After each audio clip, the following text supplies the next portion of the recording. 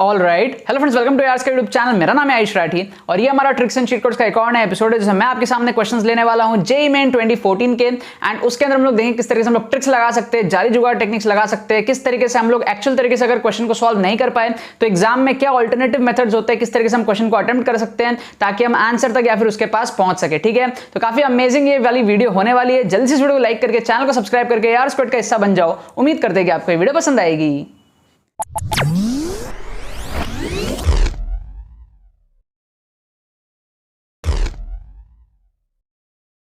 Students, क्या आपका JEE main में स्कोर 50, 60, 70, 80, 90, 100 इस रेंज में अटकता है? क्या आप चाहते हो अपने स्कोर को इंप्रूव करके 180, 200 इस रेंज में लेकर के जा पाओ ताकि आपका 98 परसेंटाइल, 99 परसेंटाइल जो आप ला पाओ और अपने जो है टॉप एनआईटीज को सिक्योर कर पाओ? अगर आपकी ऐसी सिचुएशन है जो आपके कम मार्क्स आ रहे हैं, है ना, अगर आप मॉक टेस्ट वगैरह लेकर के देख रहे हो, आपको समझ में आ रहा है कि आपको एक इंप्रूवमेंट की जरूरत है, आप सेटिस्फाइड नहीं अपने करंट सिचुएशन से और कम टाइम में किस तरीके से करना है आपको समझ में नहीं आ रहा है, तो अब आपको टेंशन लेने की कोई जरूरत नहीं है। हमारा जो एक्सक्लूसिव मेंटरशिप कोर्स है ना, ऑलरेडी 800 प्लस स्टूडेंट्स को फायदा दे चुका है। 2022 के वाले बच्चों की मैं बात कर रहा हूं, यहां पर 800 प्लस रजिस्ट्रेशंस ऑलरेडी हो चुके हैं एज ऑफ नाउ जब मैं वीडियो को शूट कर रहा हूं। एंड बहुत सारे स्टूडेंट्स अपना स्कोर को इस कोर्स के थ्रू इंप्रूव किए हैं। अगर आप भी चाहते हो कम टाइम में अपना स्कोर को इंप्रूव करना तो आप इस कोर्स में एनरोल कर सकते हो। बहुत ही सिंपल प्रोसेस है एनरोल करना और बहुत ही कम प्राइस है इस कोर्स की। सिर्फ 499 में जो कोर्स है आपके लिए अवेलेबल है। आपको डिस्क्रिप्शन में पेमेंट पेज का लिंक मिल जाएगा, उस पर क्लिक करोगे, पेमेंट प्रोसेस को कंप्लीट करोगे, अपना ईमेल आईडी, फोन नंबर सब प्रॉपर तरीके से डालोगे, आपको with in 6 hours AR squad की तरफ से एडमिशन ईमेल आएगा।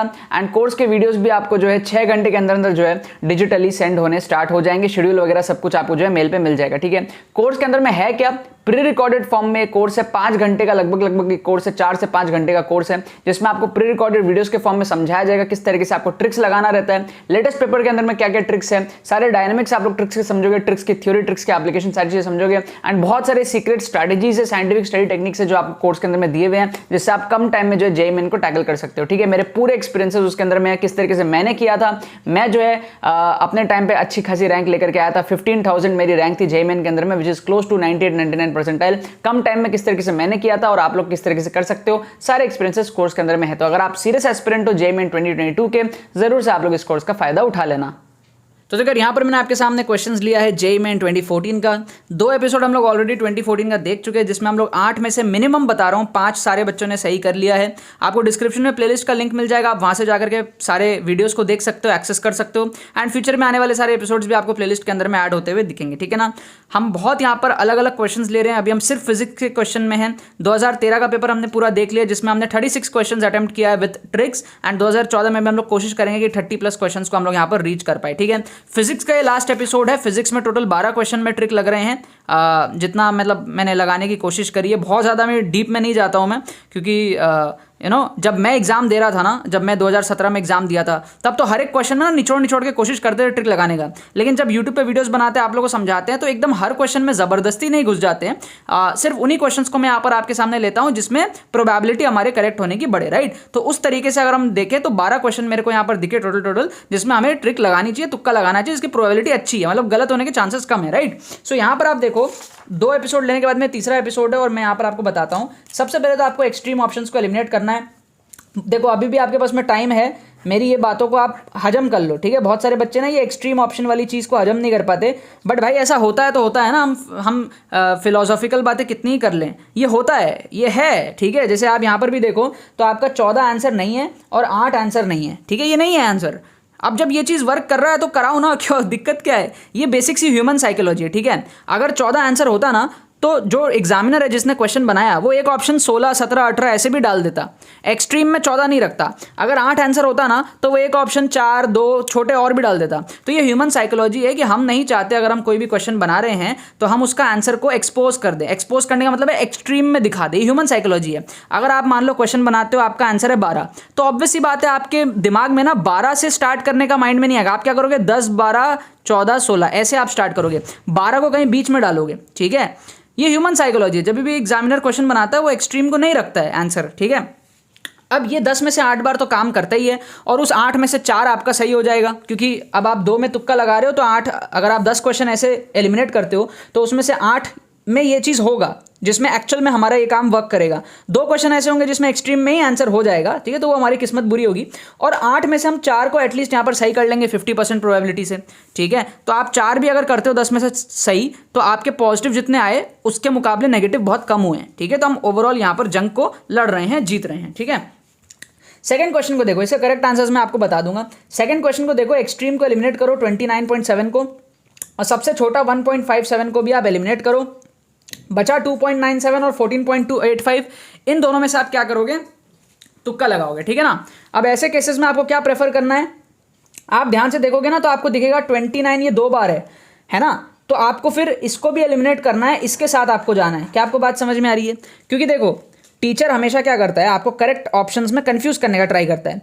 तो टीचर को कहीं ना कहीं ये जो नंबर है ना 297 ये पता थी, उसने क्या करा, 1 पॉइंट यहाँ डाल दिया और 1 पॉइंट यहाँ डाल दिया, 2 ऑप्शन उसने क्रिएट कर दिए। तो आंसर ना इन दोनों में ही छुपे होने के चांसेस बहुत हाई है। इसको तो हम एक्सट्रीम के फंडे से नहीं मार्क करेंगे, तो हम लोग यहाँ पर जो है बी ऑप्शन के साथ में सबसे ज़्यादा यहाँ पर प्रेफरेबल ऑप्शन तुक्का मारने के लिए हमारे पास में क्या है, बी है। क्या आपको बात समझ में आई? ठीक है, तो आप क्या करोगे ना, आप थोड़ी सी प्रैक्टिस भी कर लो, कॉमेंट में जाकर के ना करेक्ट आंसर्स मार दो, जो भी आपको फील आता है। क्वेश्चन 1 में बी सी में से जो भी आपको लग रहा है वो आप मार दो। क्वेश्चन 2 का तो खैर मैंने आपको बता ही दिया 2.97, और 3 और 4 अभी देख लेते हैं। 3 को देखोगे अगर आप लोग वापस से एक्सट्रीम वाले में जाओगे, सबसे बड़ा क्या है 1.8 काटो, सबसे छोटा क्या है 0.8 काटो, बचा क्या 1.6 1.1, इसमें तुक्का लगाओगे बी और डी में से, है ना। बी और डी में से आप क्या करोगे, तुक्का लगाओगे। भाई ये चीज़ वर्क करिए तो कराओ ना, एक्सट्रीम ऑप्शंस नहीं होते आंसर। आपको मैं बैक टू बैक इतने एपिसोड्स में दिखा रहा हूँ, एक एपिसोड में देख के जज मत करो, बहुत सारे एपिसोड देखो आपको समझ में आएगा। ये नहीं होता भाई, नहीं होता तो इसको फायदा उठाओ आप इसका, ठीक है। और इस क्वेश्चन को अगर आप देखोगे फर्क नहीं पड़ता आपको फॉरवर्ड बायस पता है नहीं पता है, आप सिर्फ एक चीज़ देखो, प्लस से माइनस जा रहा है, क्या हो रहा है, कम हो रहा है। माइनस से माइनस में रह गया, क्या हो गया, कुछ भी नहीं हुआ, ना कम ना बेसी, ठीक है। तो इसको डॉट डाल देते हैं। फिर 2 से 4 हो गया, क्या हो गया, बढ़ गया, ठीक है। फिर -2 से 2 हो गया, क्या हो गया, बढ़ गया। तो आप देखोगे इसमें नील रह गया, इसमें बढ़ गया, इसमें बढ़ गया, सिर्फ एक ही ऑप्शन है जिसमें कम हुआ है। तो जरूर सी बात है ना कि यही वाला आंसर होगा, क्योंकि ये single correct type of question है ना, जेईई मेन के क्वेश्चन है तो सिंगल करेक्ट होते हैं।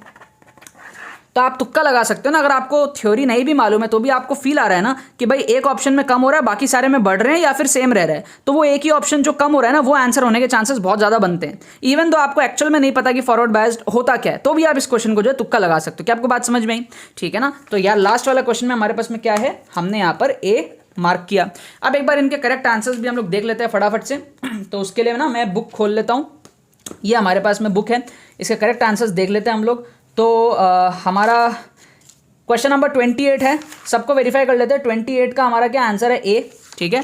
मैंने भी आप लोगों को वही बताया, 28 का ए बताया, ठीक है ना। लास्ट वाला जो हमारा फॉरवर्ड बायस्ड का क्वेश्चन था, तो ए हो गया इसका। फिर हमारे पास में क्या है, हमारे पास में ये वाला क्वेश्चन है 26 का हमारे पास में करेक्ट आंसर क्या है, 26 का हमारे पास में करेक्ट आंसर है बी। 26 का करेक्ट आंसर दिया हुआ है बी, ये वाला क्वेश्चन इसका आंसर दिया हुआ है बी, ठीक है ना। इसका बी करेक्ट आंसर दिया हुआ है 1.1, ठीक है। इसका तो ए ही दिया हुआ है, इसका ए दिया हुआ है, इसका बी दिया हुआ है, तो इसका हम क्या करेंगे, क्वेश्चन नंबर 3 का बी हो जाएगा हमारा, ठीक है। और हमारे पास में क्या क्वेश्चन है देखते हैं, क्वेश्चन नंबर 19 देख लेते हैं। 18 और 19 हमको देखना है। तो 18 का है हमारे पास में सी और 19 का है बी।